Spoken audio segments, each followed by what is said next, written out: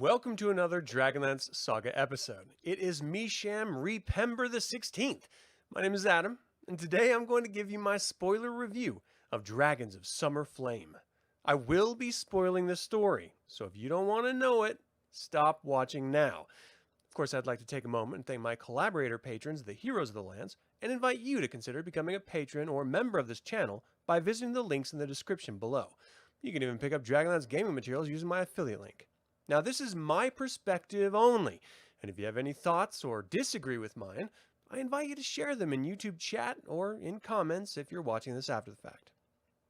Now, the way these work is I'm going to give you my written synopsis and then just sort of riff a little bit. So as people come in and out of this live feed, if you want to, throw up a question or a comment or a thought about Dragons of Summer Flame, or maybe some of the story arcs, or maybe some of the characters, or maybe some of the flaws of this condensed would-be trilogy, please put them in there and I'll address them after I've read all this. Otherwise, I hope you enjoy the review. Book 1 presents the Irda being visited by the Knights of Takhisis. The Irda transformed themselves into this Cro-Magnon form of humans, and the Night Scouts ended up leaving the island. The Irda Decider felt that the Knights would inevitably return, and he must do something to protect them. You see, the Irda captured the Greystone after Reorx lost it at the end of the story, won a bet. They have been hiding it from Reorx in order to keep it safe. Now that they see the threat of the Knights of Takhisis, they're certain of their future domination of Ansalon and ultimate return to the Irda's home, so they plan on breaking the Greystone and using the power trapped within to shield their island from the Knights of Takhisis and the greater world at large. They're worried about the adopted human girl Usha and order the Protector, her adopted father, to send her away to Palanthas. The Protector sends her with a note for Dalamar the Dark explaining what the Irda Decider is going to do with the Greystone and includes the Irda's unaltered history of the world. I will make a quick side note that this is different than the different versions of the world, different versions of the timeline that we found in 1st edition, 2nd edition, and arguably even 3rd edition. Usha has been spoiled since she was a child and brought to the island as an infant, and she uses her emotions to try and get what she wants. When she's sent away, she tries to throw a temper tantrum in order to stay, but when she realizes that that won't work, she finally accepts her fate and even looks forward to the adventure of Palanthas. Now, the Decider cracks open the Greystone as Reorx lands on the island in search of it. The father of all and nothing was trapped inside the Greystone and breaks out, murdering the Decider, sets fire to the island, murders all the Irda on it, and tells Reorx to warn the gods that he is going to destroy all of the life that they created. Kind of impending first book of a novel, to be quite honest. Now, book 2 is a big one. It starts with the Knights of Takhisis having just defeated the Knights of Solemnia platoon. Tannen and Sturm Magir were killed, and Palin Magir was captured.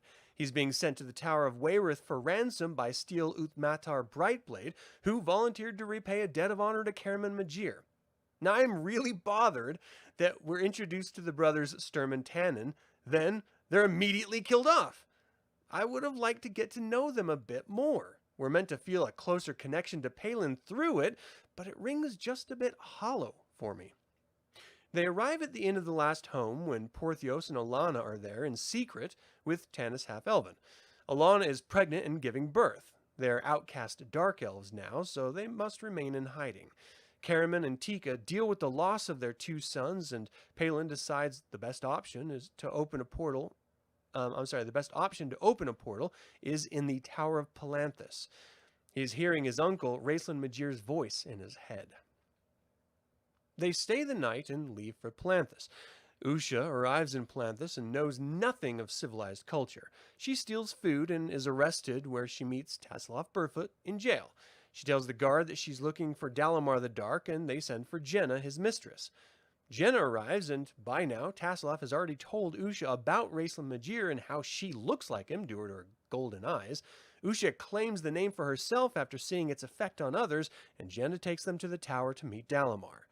Dalamar is not biting the whole Raceland lineage story, but knows there is something off about her. He reads the letter and is immediately concerned about the Irda's plan of cracking open the Greystone, rightfully so. He travels to a conclave, locking up Usha and Taz. Now at the same time, Steele and Palin arrive at the tower and enter Shoiken Grove, fighting their way through it. And they actually made it through it, which was another point of contention for me, because there's no way they should have. As Taz and Usha break out of their room, they meet at the base of the tower and travel up to the portal room, which is unlocked. Palin and Taz enter, and the door immediately slams shut and locks right in front of Steele's face. Steele is met by Dalamar and Jenna and taken to communicate with his commander. He's recalled to battle and set to be executed when they've claimed the High Clerist's Tower and Palanthas for having lost his prisoner Palin. Usha disappears from Jenna and the tower and meets Dugan Redhammer, who enrolls her into the Thieves Guild for a special mission. Taz uncovers the portal in Raceland's office, and we end the second book. Now, Book 3 is all about the fall of Steele and the High Clerist Tower. Tanis was given a choice to leave and return home when Dalamar relayed the Knights of Takhisis' plan to the Knights of Solamnia. But since Lorana was offered an opportunity to return to Quilinisty, even knowing it was a trap, she left, so Tanis had no home to return to. He had a vision of Sturm asking him to save his son Steele, which, when the Knights of Takhisis attacked the tower and breached her gates, Tanis met Steele in battle, stopping to save him, and was killed by one of the Tarmac brutes. Tanis died, saving his friend's son, and it brought me to tears reading it. A lot of people thought this was a worthless death, but if you know Tanis as a character, if you knew what Sturm meant to him as a friend, and the love they had as brothers and respect as warriors and peers, I think saving his son was a perfect end to one of my favorite characters. Palin entered the Abyss and was led by Raceland in order to eavesdrop on the gods talking about chaos. This story... Wow, my notes suck right here. The story was about the All-Father, which is different from some of the past versions of the gods. Okay, so this is where I was trying to make a note here, and it totally screwed me up just right now. So it bothered me that they merged the All-Father with Chaos in this story. Originally, they were two separate entities, and now they're just one and the same. And that, again, it flies in contrast with everything that we'd known about Dragonlance up until this point, and so is a bit of contention for me and other fans as well.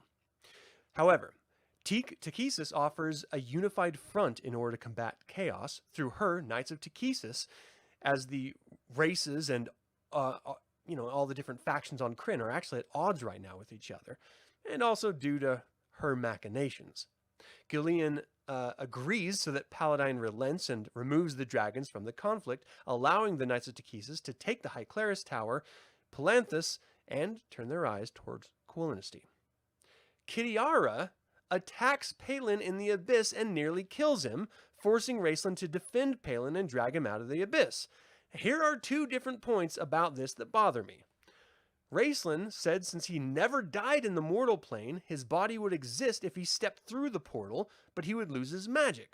Which makes zero sense, since he died in the Abyss sacrificing himself and was granted peace. This was all reneged, and now he can wake up and just come back? Also, Kitiara was given to Lord Soth, so how is her spirit or body in the Abyss when her body and soul are literally with Lord Soth in Dareguard Keep? It's all very convoluted. Anyway, Raceland returns to the tower, telling Palin a month has passed and that they need to get out of there. Steele gives himself into custody after the battle to suffer the judgment of death after having lost Palin his charge, and the Night Lord explains that he has to die in order to save the knighthood, since he saw a vision of Steele and Palin and lightning hitting a tower, destroying the knighthood. Steele accepts his fate, but doesn't believe the vision he's being told. Now, Book 4 is the longest and the end of the novel. Raceland appears to Usha in the Thieves Guild Hall after the Knights of Takhisis took control of Palanthas. Again, This is confusing as he already sent Palin there before by way of magic, and yet Raistlin got there first. He dispels the rumor that he is Usha's father and tells her to look for Palin. Palin arrives in Palanthas, and while looking for Usha, recalls that she met Jenna, so Palin headed to Jenna's mageware shop, only to find a knight guarding it. Jenna arrives late, sneaks them into the basement where she conveys the knights were looking for him, and that she had a message looking for Usha. A messenger. Tasselhoff arrives, who is the messenger, and takes Palin to Usha, who's working as a barmaid in a bar. They see Dugan Redhammer there, who tells them that he has plans and starts a fight to get them out of the bar. They go through the thieves' underground tunnels, or sewers as everyone else calls them, and are met by other thieves sneaking a Salamnic wife out of the city. They get to the library finally and are informed that Raistlin will be meeting them. Palin decides to leave the High Clerist's Tower in order to save Steele from dying after conversation, and Usha and Taz end up going after him. Now, we're at the High Clerist's Tower now. Steele is about to be killed when Palin arrives and tells Erican about the whole Chaos encounter.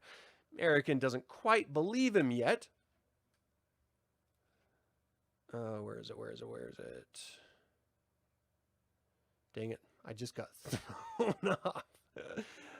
Erican doesn't quite believe him and orders Palin to go to prison, and the head of the Grey Robes tells Palin that he is actually bait for Steele, who met up with Usha and Taz and is headed down to question Palin.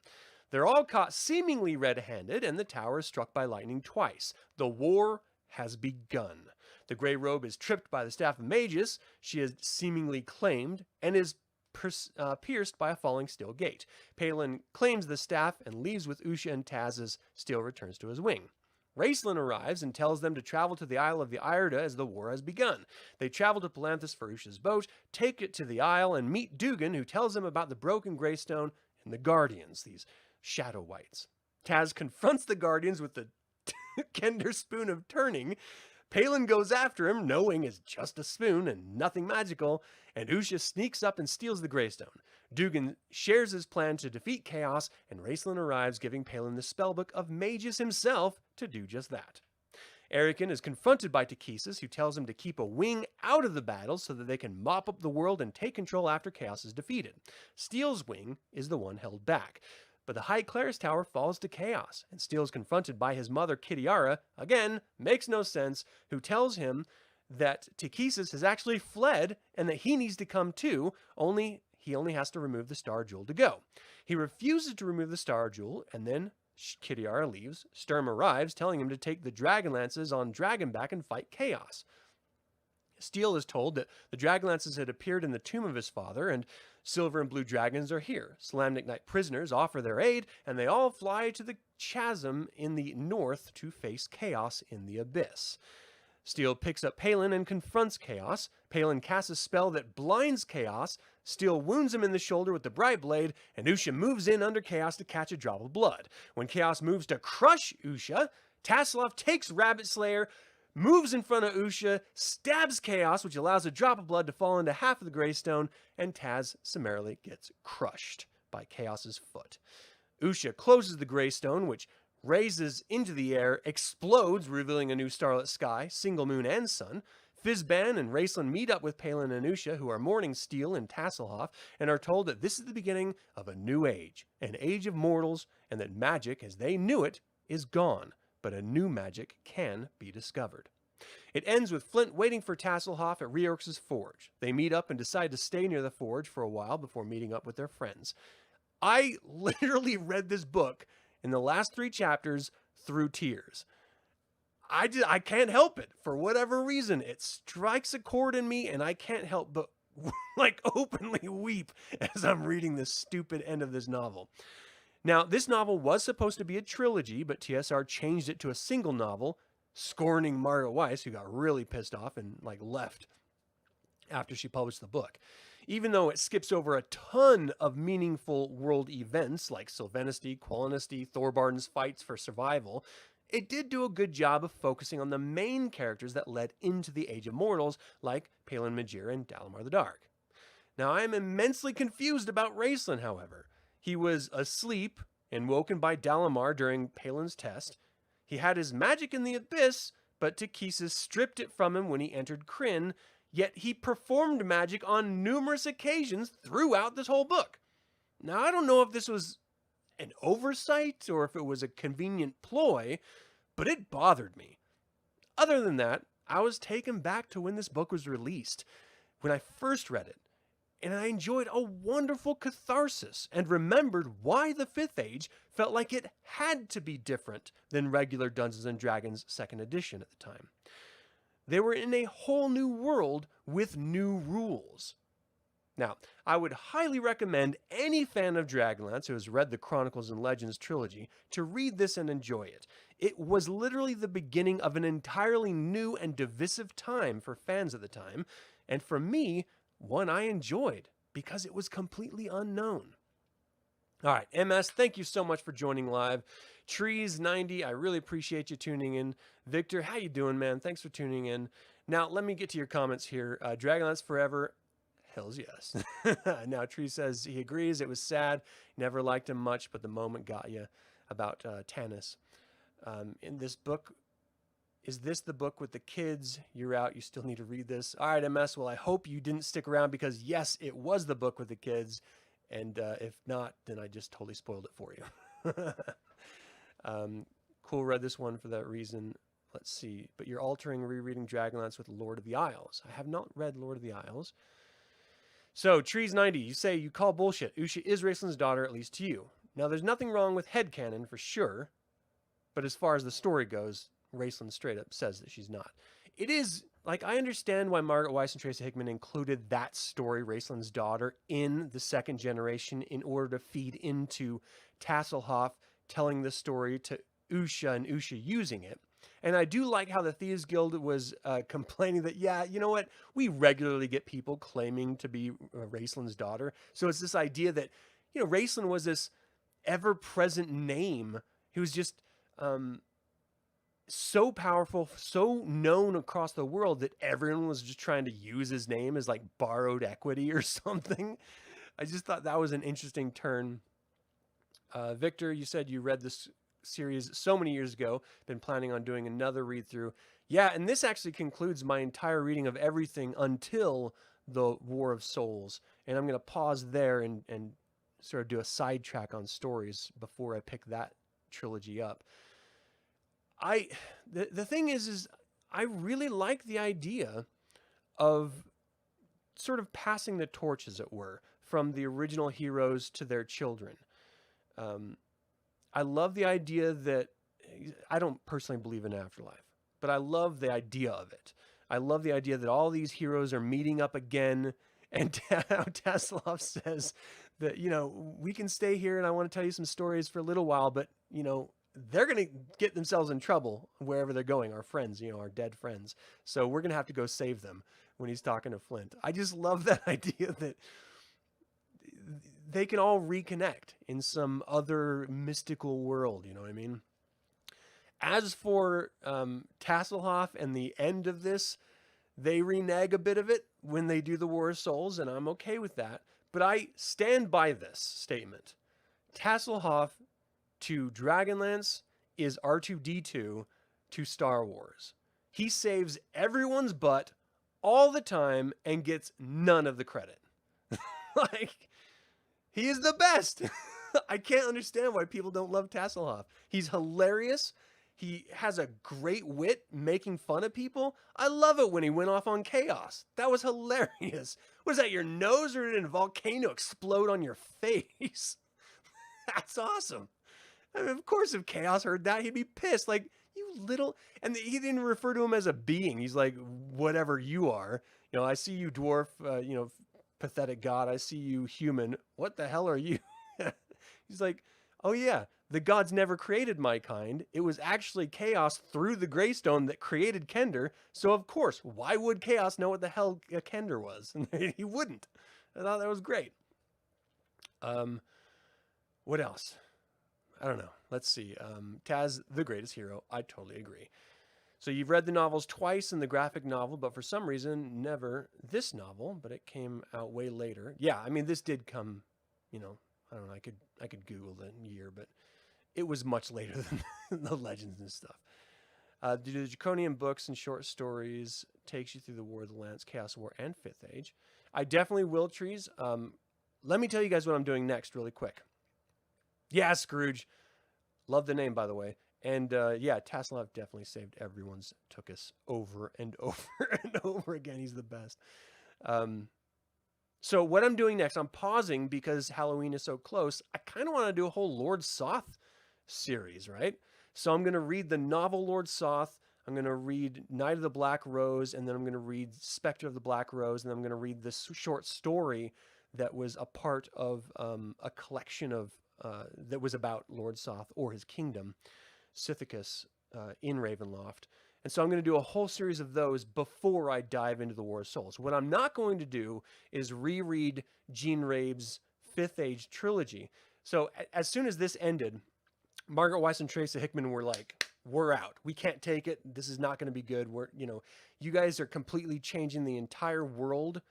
And then you change our contract from doing 3 books of this final trilogy into 1, which, obviously cost them money. And so they were just pissed off and they left. Gene Rabe took over as the primary storyteller of Dragonlance after Margaret Weis and Tracy Hickman left. Gene Rabe, again, he was kind of doing what he could with what he had. They were redesigning the whole game world through the Saga rule system. As a sort of final finger in the air, Margaret Weis and Tracy Hickman ended this novel in a very unexpected way, stripping, away all of the gods and stripping away all of the magic. And so the 5th Age development team had to sort of hands in the air figure it out at the last 0 hour. And so Gene Rabe was just kind of doing his best to pick up the story and pick up the characters that everyone grew to love and move on with Dragonlance. Ultimately, it didn't last very long, the 5th Age, Saga rule system version, and they brought Margaret Weis and Tracy Hickman back for the War of Souls in order to, sort of get Dragonlance back on track. So I enjoyed MS. I enjoyed the Gene Rabe trilogy for what it was in the time that it came out, because, again, it was all we had. In reflection, I'm not a big fan of it. The strength of 5th Age is in filling in the gaps of all the histories of what came before it and sort of laying a really wonderful groundwork for everything that happened during Dragons of Summer Flame that they didn't get an opportunity to talk about. That's what I loved about 5th Age. And I didn't mind the Saga rule system either. I thought it was kind of a fun deviation from traditional role-playing, focusing on story over, game mechanics, as it were. But ultimately, when War Souls came out, I was very pleased that we finally got a Krynn that we knew again, rather than trying to figure something out, So I highly recommend, if you haven't read any of you have the time, if you haven't read the Gene Rabe Heroes of Hope, 5th Age trilogy, do so, because it does fill in the gaps between this book, Dragons of Summer Flame, and the War of Souls, and I'm going to be picking up after the Lord Soth trilogy of books. But yeah, I don't know. What do you guys think? Knights of the Black Rose is awesome. I love Lord Soth. I just genuinely love him. Everything about him. You read that trilogy 3 times. It was good, not great. Love the 5th Age. You just like War of Souls. I felt like it destroyed more than it built up. That's totally fair. And it did completely destroy all of the 5th Age. Ironically, it still keeps it, in the 5th Age, but it did change everything, undoing everything that Summer of Flame started. And even reneging, as I mentioned, some of the ending of Summer Flame, which I think was, I guess, necessary. I don't know. And here's the deal. Looking forward, this is what we have to face as fans of this series. It's happening again. Next year, when the new trilogy comes out, they said it's like going back in time and rejoining all of your old friends with a new, bad guy. So we're going back to the War of the Lance era, and it's going to change things all over. I'm sure they're going to be reneging or badly patching in story elements, just like they badly patched in with the Lost Chronicles trilogy. But again, it's supposed to be a whole new River of Time spin-off. So, I don't know. I actually didn't mind the ending of Soth. I really like. I'm an Anakin Skywalker fan, and so seeing the trajectory of Anakin Skywalker to Darth Vader back to Anakin, I thought was kind of nice. Soth didn't go that exact same traditional trajectory, but it came close, and I appreciated that for what it was. Um, so if you really wanted Lord Soth to stay Lord Soth, the Death Knight, then maybe you wouldn't appreciate it as much. But I do like arcs, and that one I thought was a nice conclusion, as it were. Anyway, that is it for my review of Dragons of Summer Flame. Have you read this novel? What did you think of the transition from the 4th age to the 5th age? Did you read it when the transition happened with the gaming system as well? Do you enjoy the reviews I'm putting out here? Feel free to email me at info@dragonlance-saga.com, or feel free to comment below. Thank you guys so much for tuning in live and commenting. I genuinely appreciate this aspect of me creating these videos. Every week I put out a Dragonlance setting episode. I have a mail time and a reading too, but the main video I put out every week is a Dragonlance setting episode, which focuses all on this wonderful world that we all love. But I genuinely appreciate interacting and engaging with other Dragonlance fans, and especially when I'm, doing these live and seeing you guys commenting and, bouncing ideas off of each other and off of me. That's what makes this worthwhile for me. So thank you guys so much for taking the time and tuning in and commenting. I really appreciate it. I'd like to once again invite you to consider becoming a patron or member of this channel. You can always pick up Dragonlance gaming materials using my affiliate link, all of which are in the descriptions below. And of course, this channel is all about celebrating the wonderful world of Dragonlance Saga. I hope you'll join me in the celebration. Thank you guys so much for watching. This has been Adam with Dragonlance Saga, and until next time, Slán Javar.